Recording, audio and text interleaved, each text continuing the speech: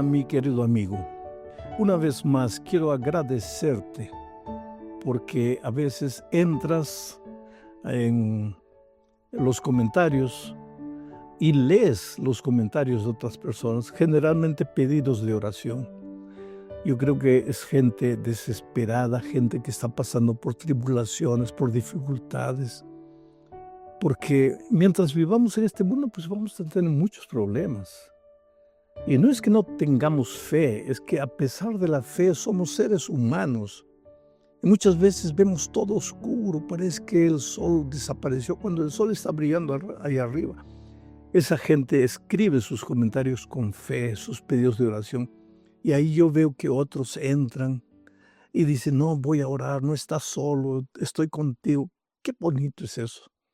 Yo te agradezco por eso realmente.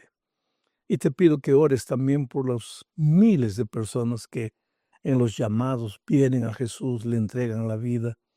Y tú me dirás, pero pastor, no tengo el nombre. Di simplemente, Señor, te suplico por esa gente que aceptó a Cristo en los llamados evangelísticos, que esa gente permanezca en Cristo, que continúe siendo firme hasta el fin. Te voy a agradecer de todo corazón por eso. Bueno, hoy vamos a entrar a la lección número 10 para el 7 de marzo del año 2026, titulado La lección Completos en Cristo. La semana pasada dije que febrero era el primer mes, ya era febrero, pero ahora este es el mes de marzo y estamos entrando al tercer mes y ya se está acabando el trimestre. Y este trimestre, en las lecciones futuras, vamos a terminar de estudiar la epístola a los Colosenses. El propósito de la lección de esta semana es mostrar que Cristo es el único fundamento de la salvación. Lo que los hombres deciden, lo que los hombres acuerdan, lo que los hombres votan, es útil porque son dirigentes escogidos por la voluntad de Dios y por el voto de la iglesia. Por lo tanto, todo es útil, pero nada sustituye para salvación. Nada contribuye lo que los hombres podemos escribir. Porque la salvación es únicamente en Cristo, por Cristo, mediante Cristo, a través de Cristo. Sin Cristo no hay salvación. Y otra cosa, la salvación no necesita que le aumentes alguna cosita por ahí. Está clara, el Evangelio es claro. Y uno de los más claros en el Evangelio es Pablo. Por eso es que la lección de esta semana nos crea algunas interrogaciones, especialmente un versículo que vamos a leer más adelante. Pero para que entendamos la lección correctamente, quiero explicarte una vez más el contexto de que vivía la iglesia de Colosas cuando Pablo escribió la epístola a los Colosenses. Conociendo bien este contexto, del cual ya hablé en una lección pasada, pero conociendo bien este contexto vamos a tener condiciones de entender mejor la epístola. La iglesia de los Colosenses no estaba formada por mayoría judía convertido al cristianismo, no. Estaba formada por, en su mayoría, gentiles que habían aceptado a Cristo y habían sido bautizados. Epafras era el líder de esa iglesia. Epafras fue a visitar a Pablo y le contó algunos dramas, algunos problemas, algunas dificultades teológicas que estaban surgiendo en la iglesia. Y esto motivó a Pablo a escribir la epístola a los Colosenses. ¿Cuál era el drama que estaban viviendo los colosenses? Los gentiles convertidos al cristianismo que habían formado la iglesia de los colosenses estaban felices, pero llegaron de algunos lugares judíos que también se habían convertido al cristianismo. ¿Y qué enseñaban los judíos? Los judíos, esos judíos que llegaron a Colosas, enseñaban que no era suficiente creer en Jesús, que la salvación no era creer en Jesús, sino que había que cumplir todo el ritual mosaico, todo el ritual, el ceremonial del Antiguo Testamento. Recuérdate que en el Antiguo Testamento Cristo no había venido todavía. Entonces todas las fiestas, las ceremonias, apuntaban al Cordero de Dios, a Cristo que un día vendría. Pero cuando Cristo llegó, ya no era necesario más el cumplimiento de esas ceremonias, porque ahora Cristo ya había llegado. Sin embargo, los judíos aceptaban a Cristo, algunos judíos aceptaban a Cristo, pero querían continuar cumpliendo con todo el ritual, con todo el ceremonial, con todas las fiestas judías, inclusive la ceremonia de la circuncisión. Entonces, ese problema no surgió en la iglesia de los colosenses, surgió antes. Y eso es lo que motivó el primer concilio de la iglesia cristiana, donde estaba Bernabé, estaban otros líderes ahí. ¿Y qué se discutió ahí? Se discutió, ¿es necesario que un gentil que aceptó a Cristo cumpla con todo el ceremonial del Antiguo Testamento? Y la mayoría de los apóstoles reunidos en ese primer concilio dijeron, los judíos que se convierten al cristianismo, que cumplan con todo el ceremonial, porque nada del ceremonial es cosa inmoral. Entonces, que sigan cumpliendo, pero que acrediten, que crean que Jesucristo es el único Salvador. Ahora, los gentiles no necesitan por qué cumplir. Ellos se bautizan y ya aceptaron a Cristo y están en el camino de la salvación. Fue votado y el concilio terminó, pero algunos judíos continuaban visitando las iglesias cristianas y haciendo problemas. Eran falsos maestros, engañadores, mentirosos, y creaban problemas. Y ese era el problema de la iglesia de los colosenses. Llegaron ahí, comenzaron a envenenar. No, porque ustedes tienen que circuncidarse. No, porque ustedes tienen que cumplir el ceremonial mosaico. Y entonces Epafras viajó a Roma. Pablo escribió la carta cuando Epafras le contó todo. Y Epafras volvió con la carta para la iglesia de los colosenses. Esto tiene que quedar bien claro en la mente para entender la epístola a los colosenses. Ahora entramos de lleno al estudio de esta lección. La primera parte dice la sabiduría y el conocimiento de Dios. ¿Dónde encontrar la sabiduría? Porque para dilucidar cualquier problema necesitamos sabiduría. A veces hay problemas en una iglesia, no por causa de lo que se dice, por la doctrina, sino porque falta sabiduría para administrar la dificultad que aparece. Ahora, ¿dónde encontrar esa sabiduría? Leo lo que dice Colosenses 2. Estamos entrando al capítulo 2 de Colosenses, versículos 1 al 3. Leo, porque quiero que sepáis cuán gran lucha sostengo por vosotros. Quiere decir, Pablo sufría en Roma al escuchar las noticias de los hermanos de Colosas, porque quiero que sepáis cuán gran lucha sostengo por vosotros y por los que están en la Odisea, porque a 18 kilómetros de Colosas estaba la Odisea, y los falsos maestros que llegaron a Colosas perturbando también llegaron a la Odisea. Porque quiero que sepáis cuán gran lucha sostengo por vosotros y por los que están en la Odisea y por todos los que nunca han visto mi rostro. Por esta frase es que se deduce que Pablo nunca visitó personalmente la iglesia de Colosas. Versículo 2 dice, para que sean consolados sus corazones, unidos en amor, hasta alcanzar todas las riquezas de pleno entendimiento, a fin de conocer el misterio de Dios el Padre y de Cristo. Y el versículo 3 termina diciendo, en quien están escondidos todos los tesoros de la sabiduría y del conocimiento. Quiere decir, Pablo les aconseja a estos hermanos y dice, quiero consolarles, pero quiero decirles una cosa, que el conocimiento es gradual. No llegas y ya sabes todo. Y la sabiduría es vital en la experiencia cristiana. Y lo que a ustedes les está faltando es un poco de conocimiento, pero también de sabiduría. ¿Y dónde encuentran la sabiduría?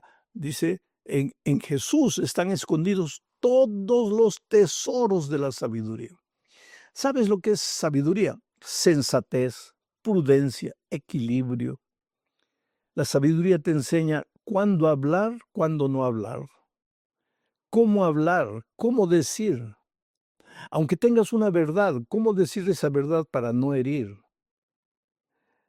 Eso es propio de la sabiduría.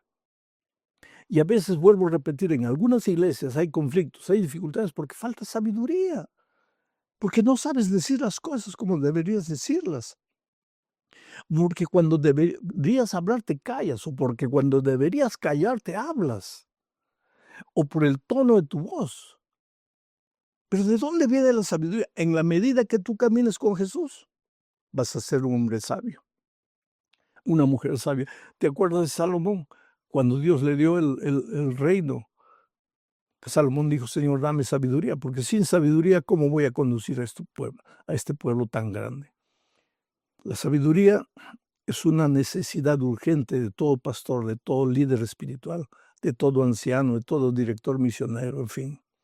Si no tenemos sabiduría, no estamos en condiciones de dirigir nada, porque en lugar de resolver problemas, vamos a crear conflictos. Y la iglesia de Colosas estaba en problemas porque estaba faltando sabiduría. Por eso el primer tema que Pablo les menciona es la sabiduría. Vamos ahora a la segunda parte. Dice, arraigados y creciendo en Cristo. Y Pablo ahora enfatiza, mira, él va a entrar a un asunto crítico más adelante, pero habla aquí de sabiduría en Cristo. Y ahora mira lo que dice el el capítulo 2, versículos 6 y 7. Sigue hablando de Cristo.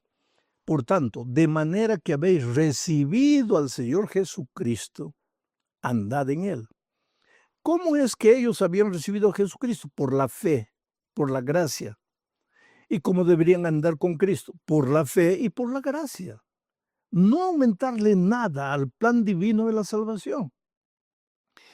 Pero a nosotros nos gusta decir así, somos salvos en Cristo, pero somos salvos por la gracia, pero somos salvos por la fe, pero ese pero, olvídate de ese pero, porque ese pero puede ser importante, pero no viene al lado de la salvación en Cristo, viene debajo.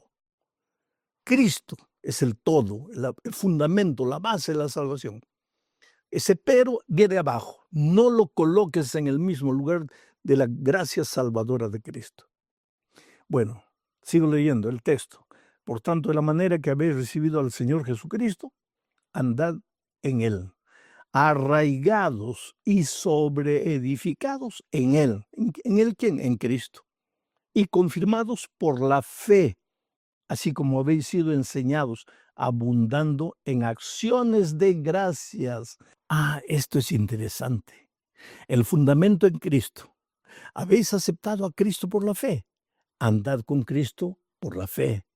Habéis recibido la salvación por gracia. Andad en la fe, en la gracia. Abundando en acciones de gracias, acciones.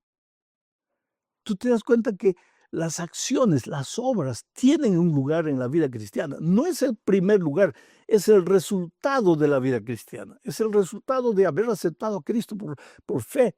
Ahora, si tú agarras la gracia y agarras después las obras y las echas a la basura, a las obras, diciendo que solo la gracia salva, te metes en problemas, porque no fue eso lo que Pablo enseñó. Él habla de la salvación en gracia por Cristo, del fundamento de la fe, pero ese cristiano va a andar ahora abundando en acciones, en hechos, en obras, pero todas de gracia. Vamos a la tercera parte y ahora aquí entramos a la parte difícil, clavados en la cruz. Este aparente dilema del texto que vamos a leer tiene su explicación en el contexto de por qué la carta fue escrita para los colosenses. Y ya expliqué de eso. Pero leo el texto. Capítulo 2, versículos 11 al 15. Dice así: en Él, en Cristo, también fuisteis circuncidados con circuncisión no hecha de mano, al echar de vosotros el cuerpo pecaminoso carnal en la circuncisión de Cristo. Mira, los judíos que se habían convertido al cristianismo y que estaban haciendo problemas, viajando por las iglesias, queriendo sacar a Cristo o colocar las ceremonias de Israel al igual que la salvación por gracia en Cristo. Esos judíos exigían que todo gentil que aceptaba a Cristo se circuncidase. ¿Por qué? Porque en el Antiguo Testamento el símbolo del pacto, el símbolo de la entrega a Dios era la circuncisión. ¿Y qué era la circuncisión? Se removía la piel del órgano sexual masculino como símbolo de entrega, como símbolo de sumisión. Pero ahora Pablo dice, si ustedes aceptaron a Cristo, tienen que ser circuncidados, pero con la circuncisión que no es de mano, sino con la circuncisión de Cristo. ¿Y cuál es esa circuncisión de Cristo? Él mismo explica en el siguiente versículo 12. No hay complicaciones. ¿Y qué dice el versículo 12? Mira lo que dice. Sepultados con Él, con Jesucristo, en el bautismo, en el cual fuisteis también resucitados con Él, mediante la fe en el poder de Dios que le levantó de los muertos. O sea, para Pablo, ahora, en la era cristiana, para los que aceptan a Jesús, la circuncisión ya no era en el órgano sexual masculino como lo hacían en el Antiguo Testamento. Ahora la circuncisión era el bautismo. Cuando tú te bautizas, es como si estuvieses siendo circuncidado. Y así como Cristo fue sepultado en el agua y resucitó, tú también eres sepultado, tu vida pasada queda para atrás y tú resucitas para una vida nueva. Pero sigo leyendo el versículo 13. Y a vosotros, estando muertos en pecados y en la incircuncisión de vuestra carne, os dio vida. Está hablando de los cristianos. Ustedes estaban en el pecado, muertos, en la incircuncisión de vuestra carne. Pero cuando aceptaron a Jesús, ¿qué dice? Sigo leyendo. Os dio vida juntamente con Él, perdonándoos todos los pecados. Y ahí viene el versículo 14 que también crea problemas para algunos. Anulando el acta de los decretos que había contra nosotros, que nos era contraria, quitándola de en medio y clavándola en la cruz. Y despojando a los principados y a las potestades, los exhibió públicamente triunfando sobre ellos. Y aquí está hablando de, cuando dice decretos, de todas las descripciones del ceremonial y del ritual del Antiguo Testamento. Porque, como ya dije, todo eso simbolizaba a Cristo. Por ejemplo, el Cordero de Dios. Israel sacrificaba un corderito todos los días. ¿Por qué? Porque ese corderito simbolizaba a Cristo, el Cordero de Dios. Pero si Cristo, el Cordero de Dios, ya murió en la cruz, ya no es necesario que hoy sacrifiquemos todos los días un corderito. Todo lo que Israel hacía en el Antiguo Testamento simbolizaba a Cristo, a la salvación, la vida cristiana, el santuario. Todos los detalles del santuario simbolizaban al programa de salvación que Cristo tenía. A ver, una vez llegado Cristo, ya esas ordenanzas del Antiguo Testamento no tenían sentido. Y ahora tú me preguntas, pastor, ¿y el sábado? Pues habían sábados ceremoniales, días de descanso ceremoniales a lo largo de la vida de Israel. Pero aquí no se está hablando del sábado, séptimo día, contenido en la santa ley de Dios. En la santa ley de Dios están los 10 eternos principios del universo. En el cielo, antes del pecado, matar era pecado. Cuando Adán fue creado, antes del Sinaí, matar era pecado. Después del Sinaí, matar es pecado. Y cuando Cristo venga y vayamos al cielo, matar será pecado. Es un principio. La honestidad es otro principio. La veracidad es otro principio. El sábado es otro principio. No está hablando de que ahora ya no vale el sábado como día santo de reposo del Señor, porque ese es un principio. ¿Había sábado antes del Edén? Claro que sí, sí es un principio. ¿Cómo era? No sé, la Biblia no explica. Después del Edén, hasta el Sinaí había estado claro, y después del Sinaí había estado claro, y después de la cruz ha estado claro, porque es un principio. Eso no tiene nada que ver con las leyes ceremoniales de Israel. Ahora entramos a la cuarta parte de este estudio, sombra o realidad. Y aquí veremos que las leyes ceremoniales eran apenas una sombra de Cristo y de la salvación, que ya lo he dicho, pero lo vamos a ver nuevamente. Leo Colosenses 2, 16 al 19, y dice así: no permitan pues que nadie los juzgue. ¿Y a quién se está refiriendo aquí? A esos judíos que venían a perturbar la fe de los cristianos de Colosas. No permitan pues que nadie los juzgue por lo que comen o beben, o en relación con los días de fiesta, de luna nueva, o los días de reposo. No está hablando del sábado, está hablando de los días de reposo, sábados ceremoniales, que existían muchos. Todo esto no es más que una sombra, estas cosas ceremoniales, rituales del Antiguo Testamento. Todo esto no es más que una sombra de lo que está por venir. ¿Y qué era lo que estaba por venir? Cristo. Pero lo real y verdadero es Cristo. No permitan que los condenen esos que se ufanan de humildad, pero que rinden culto a los ángeles. Los tales se meten en cosas que no han visto y están envanecidos por su razonamiento humano. No están unidos a la cabeza, que es quien nutre y une a todo el cuerpo mediante las coyunturas y ligamentos, y los hace crecer en el conocimiento de Dios. En otras palabras, estos falsos maestros que vienen queriendo obligar a los nuevos cristianos a practicar todo el ceremonial del Antiguo Testamento, están más preocupados con las fiestas, la luna nueva, los ceremoniales, los rituales. Pablo les dice: no se dejen perturbar por ellos, porque estos no están unidos al cuerpo ni a la cabeza. Son elementos independientes que quieren hacer su voluntad.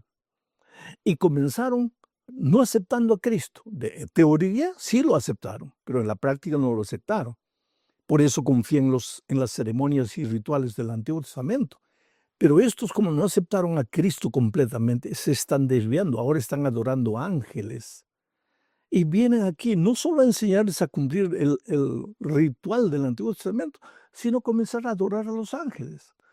Quiere decir, un desvío te lleva al otro, y ese te lleva al otro, y eso te lleva al otro.